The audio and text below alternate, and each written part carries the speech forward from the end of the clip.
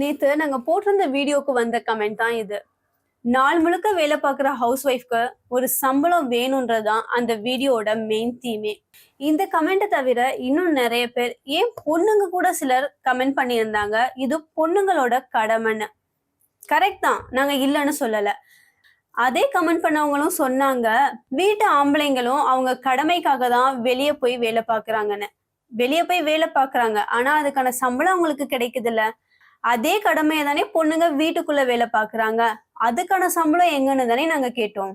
இது பொண்ணுங்களோட உரிமை மட்டும் இல்ல, அவங்களோட தேவையும் தான்.